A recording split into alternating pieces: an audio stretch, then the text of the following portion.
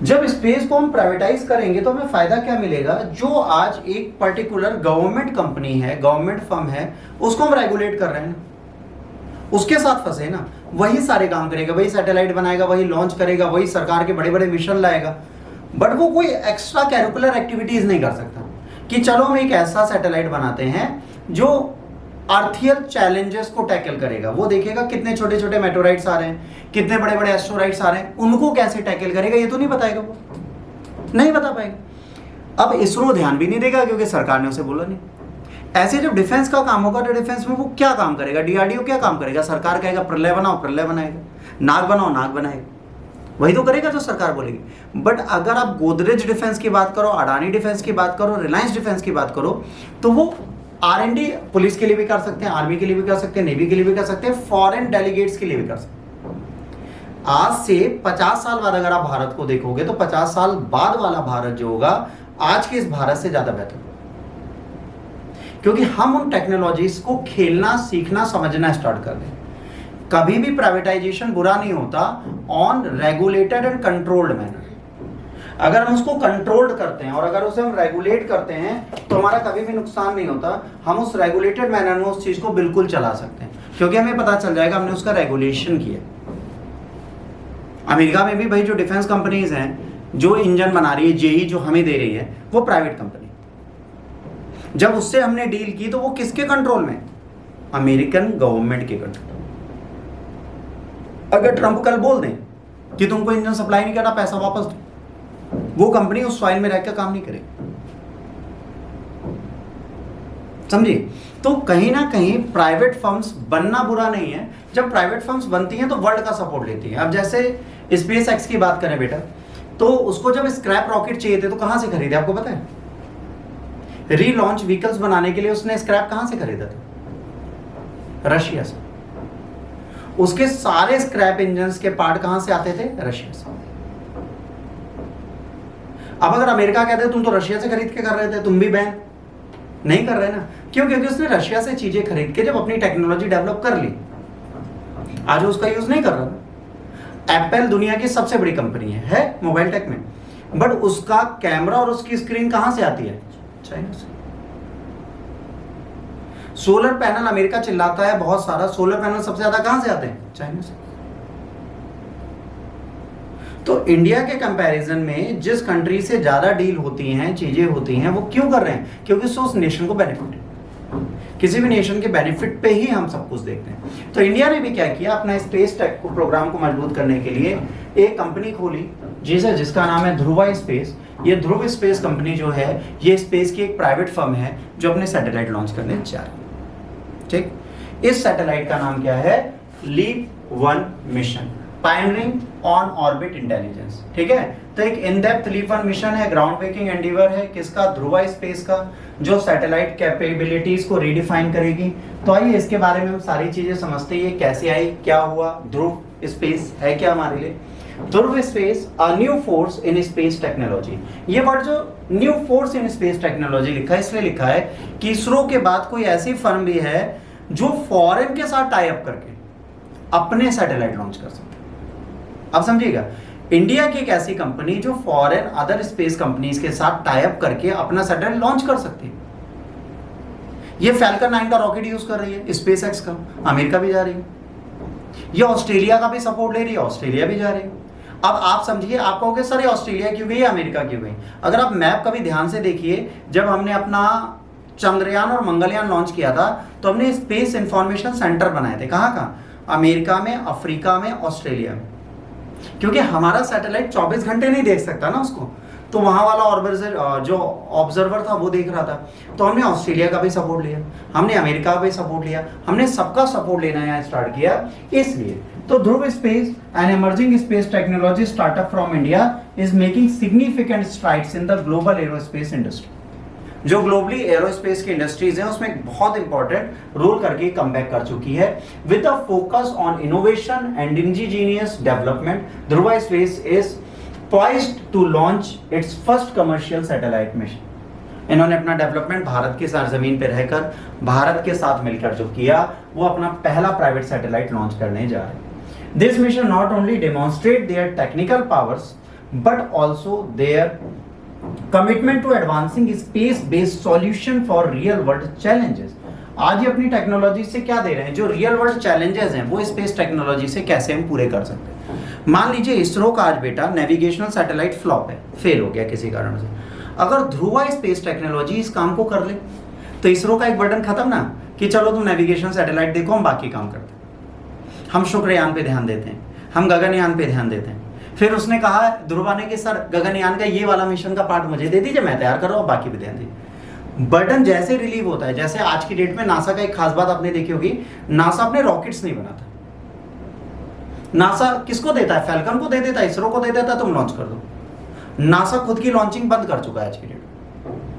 वो इंजन बनाने और रॉकेट बनाने का टाइम वेस्ट नहीं करता, वो आपने यूनिक सैटेलाइट्स बना रहा होता है, यूनिक मिशंस तैयार कर रहा होता है। तो उसने अपनी R&D को डाइवर्सिफाई कर दिया ना, कि तुम ये कर लो, तुम ये कर लो, मैं ये कर ले रहा हूं। अगर इंडिया भी ये कर ले तो इसरो ज्यादा बेहतर काम कर पाएगा। तो ध्रुवा टेक्नोलॉजी कहीं ना कहीं इसके लिए हमारे लिए काम करेगी। फर्स्ट कमर्शियल मिशन है, पहली चीज क्या है, leap 1 marks Dhruva space inaugural commercial venture showcasing their transition from R&D to operational deployment. R&D की फील्ड से ऑपरेशनल डिप्लॉयमेंट में आने वाली पहली स्पेस कंपनी बनेगी हमारी कंट्री की। The mission carries 2 critical payloads, one dedicated to advance AI, पहला सैटेलाइट जो है एडवांस AI के लिए काम करेगा, दूसरा for high resolution earth observation, दूसरा क्या करेगा, उच्च कोटि की धरती के अन्वेषण पे ध्यान देगा, इनको ऑब्जर्व करेगा कि यहाँ सैटेलाइट्स में साइक्लोन कब आ रहे हैं, यहाँ पर तूफान कहाँ आते हैं, यहाँ पर साइक्लोन को हिंदी में चक्रवात बोलते हैं, स्टॉर्म को तूफान बोलते हैं, और भूकंप कहाँ आ रहे हैं, अर्थक्वेक, ज्वालामुखी कहाँ आ रहा है, सुनामी कहाँ आएंगी, ये सारी चीजें ये देखेगा। ठीक है, कहाँ पे ग्रीनरी है, कहाँ पर बैरन लैंड है, क्या हो रहा है, उनको देख सकता है। फिर P30 satellite platform utilises Dhruva space indigenously developed P30 platform. ये P30 प्लेटफॉर्म जो है ना, space qualified during leap TD mission in January 2024। ISRO के साथ मिलकर इन्होंने एक मिशन दिया था जिसको बोलते हैं लीप TD मिशन, है ना, ये इनको सपोर्ट करेगा। Leap 1 represent culmination of years of research and development, setting a new benchmark for what small satellites can achieve in commercial application। सालों का रिसर्च है जिसके बाद एक छोटा सैटेलाइट ये लॉन्च कर रहे हैं, बता रहे हैं कि भविष्य में बहुत बड़ी मेहनत के बाद भी एक प्राइवेट फर्म अच्छे से एक छोटा कमर्शियल सैटेलाइट लॉन्च कर सकती है। अब आप कहोगे सर इसे लॉन्च करने के फैल्कन को क्यों पकड़ते, उसके भी कई रीजन है। सस्ता जो मिलेगा वो हमारे लिए अच्छा। अगर फैल्कन 100 सैटेलाइट लॉन्च कर रहा होगा तो हमारा भी एक छोटा सा ले जाएगा, भाई साहब इसे भी ऊपर पहुंचा देना। जैसे इसरो 200 सैटेलाइट ले जा रहा है, कहता है भैया ये भी पीछे से फिट कर लो, सस्ते में पहुंच जाएगा। एक ही रॉकेट जब जाता है ना बेटा ऑर्बिट में, तो 1-2 सैटेलाइट नहीं ले जाता, छोटे छोटे 200, 300, 103, 113, 114 ऐसे सैटेलाइट ले जाता है। तो हर कंट्री अपने बने हुए सैटेलाइट इनको दे देती है, ये लॉन्च कर देते हैं। अब यहाँ पर रिस्क क्या है ये भी बता दे रहे हैं। अगर रॉकेट फेल हो गया बूस्टअप होने पे तो सबके सैटेलाइट डैमेज। अगर सक्सेसफुल हो गया तो ठीक। तो एक रिस्क हमेशा हमारी लाइफ में, स्पेस जाने में हमेशा रिस्क क्या है, बूस्टअप ही नहीं हुए तो खत्म हो। जैसे एस्ट्रोनॉट्स को हमें धरती से ऊपर पहुंचाना है, हम किससे पहुंचाएंगे, PSLV Mark 3 से, हमारा सबसे बड़ा रॉकेट अभी वही 6 बूस्टर के साथ चलेगा। बट अगर कल को वो लॉन्च होते ही ब्लास्ट हो जाए, भगवान ना करे हो, वरना ये वीडियो ढूंढ के मुझे लोग बहुत मारेंगे, बट भगवान ना करे हो, अगर हुआ तो क्या होगा, जो हमारे गगनयान में जाने वाले लोग हैं वो खत्म। ऐसे कई मिशन, मैंड मिशन इंडिया से बाहर जितनी कंट्रीज उन्होंने डाले, कई फेल भी हुए, कई रॉकेट ही ब्लास्ट हो गए ट्रायल वर्जन में, कई स्पेस से नीचे ही नहीं आ पाए इंसान, ये भी तो हुआ है। तो मिशन के फेल होने के चांसेस भी होते हैं, ऐसा नहीं कि मिशन हमेशा सक्सेसफुल होता है। अब ध्रुवा स्पेस इंडिया क्या कर रहा है, प्राइमरी डेवलपर है, मिशन लीड करेगा। Dhruva space is responsible for overall satellite platform and mission integration. P30 platform is backbone of leap 1। P30 platform जो है वो इसका बैकबोन है। इसके बाद एक्यूलाटेक। एक्यूलाटेक कहाँ की, ऑस्ट्रेलिया की, contributes specialized knowledge and technology playing a crucial role in development and integration of specific mission components। इस मिशन के जो कंपोनेंट्स हैं उसको किसने बनाया, एक्यूलाटेक। अगर एक्यूलाटेक नहीं होती है ऑस्ट्रेलिया की तो इनके कंपोनेंट नहीं बन पाते। अब दूसरा चैलेंज, इंडिया में अभी भी टेक्नोलॉजिकल ग्लिंचेस बहुत हैं, तो हमने किसकी मदद ली, ऑस्ट्रेलिया की। इसके बाद एज पर satellite is instrumental in providing cutting edge earth observation capabilities including their hyper spectral imager which forms a core part of the mission data collection. ठीक है, ऑलरेडी एक एस्पर सैटेलाइट गया जो इसको सपोर्ट करेगा. इसरो ने क्या किया, ISRO provided a launch vehicle for the leap TD mission. Leap TD mission जब गया था तो उसके लिए हमने लॉन्च व्हीकल प्रोवाइड किया था जो सक्सेसफुली क्वालिफाइड है P3 प्लेटफॉर्म पे, paving the way to leap 1. P3 platform है, मतलब लोअर अर्थ ऑर्बिट में एक ऑर्बिट है जहां पर ऑलरेडी प्लेस्ड है. सैटेलाइट उसी जगह जाके अपने काम को करेगा. पेलोड स्पोर्ट्सलाइट क्या है, नेक्सस OI AI मॉड्यूल का. Nexus 01 module represent a paradigm shift in satellite based data processing. It's incorporate advance AI module design on orbit intelligence. अब ये AI जो लॉन्च कर रहे हैं, दो चीजें कर रहे हैं, एक अर्थ ऑब्जर्वेशन, एक AI. जो AI है उसका नाम क्या है, नेक्सस 01 AI. ठीक, अब ये क्या करेगा, प्रोसेस करेगा डेटा डायरेक्टली ऑन बोर्ड, है ना, on the satellite, significantly reducing latency of the ground station dependency. अभी क्या करेगा, हम ग्राउंड स्टेशन पे डिपेंडेंट है ना किसी भी सैटेलाइट के लिए, कितनी क्लियरिंग विंडो मिलेगी, कितनी देर में हम पहुंचेंगे, उसके एक्यूरेसी की कैलकुलेशन हम करते हैं ग्राउंड स्टेशन पे. अगर ये AI उसको करने लगे तो ह्यूमन एरर खत्म हो जाएगी. तो अब AI स्पेस में वही काम करेगा. फिर AI ML module retraining features capabilities for rapid near real time AI ML module retraining using live sensor data. अभी क्या करेगा, ऑटोमेटिकली लर्न भी करेगा, चीजों को रिवाइज भी करेगा, जैसे जैसे इसके पास डेटा आता जाएगा स्पेस का, ये अपनी चीजों को चेंज करता चला जाएगा. Flexible application support diverse application like detection and the spectral analysis continuously improving it's performance. अब ये जो एनालाइज करेगा उससे क्या होगा, इसकी पर्टिकुलर परफॉर्मेंस जो होगी वो हमेशा इंप्रूव होती चली जाएगी, उसमें कभी कोई प्रॉब्लम नहीं दिखेगी. पेलोड स्पॉटलाइट है ना, एज पर सैटेलाइट OTR-2.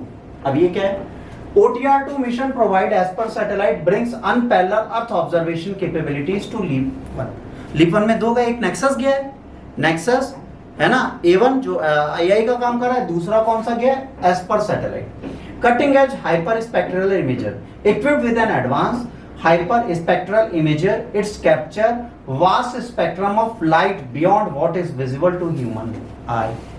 जो हमारी नंगी आंखों को नहीं दिखता उसको भी ये खींच लेगा और हमको दे देगा, साहब हमने ये चीजें डाली, इनको समझ लीजिए, अर्थ में ये चीजें हो रही हैं. तो अर्थ ऑब्जर्वेशन के लिए अच्छा हो गया. ये किसके लिए अच्छा है, जियोलॉजिस्ट के लिए, आर्मी के लिए, सरकार के लिए. ठीक, spectrally rich earth observation data delivers highly detailed and spectrally rich data providing deeper insights into the earth surface and atmosphere. ये क्या करेगा, अर्थ के सरफेस और एटमॉस्फेयर की एक इन डेप्थ नॉलेज हमको देगा ताकि हमको पता चले सैटेलाइट कैसा है. दो their earth tones API as per satellite is setting a new standard in remote sensing technology making complex data accessible. ये टेक्नोलॉजी वर्ल्ड वाइड बहुत कम लोगों के पास है. एक नई AI बेस्ड टेक्नोलॉजी यूज कर रहे हैं जो अर्थ का ऑब्जर्वेशन ज्यादा बेहतर तरीके से करेगा. जैसे हम यहाँ बैठे, ठीक है, अगर इस सैटेलाइट को यहाँ डाला जाएगा तो बियॉन्ड आई का मतलब क्या हो गया, इस कंक्रीट के वॉल के अंदर भी देख लेगा, घने जंगलों के पेड़ के अंदर भी जाके देख लेगा जमीन पे क्या. अच्छा है कि बुरा है, अच्छा है. ठीक, अब यहाँ पे क्या क्या हमने किया, आर्टिफिशियल इंटेलिजेंस यूज किया, ये अर्थ का ऑब्जर्वेशन करेगा, इनहेंस कैपेबिलिटीज है और डेटा इंटीग्रेशन करेगा.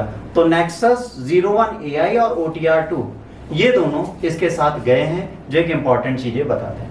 ट्रांसफॉर्मेशन एप्लीकेशन कहाँ कहाँ यूज होगी, डिफेंस में यूज होगी, जो हमारे देश का डिफेंस है, रक्षा है, उसमें हमेशा यूज होगी.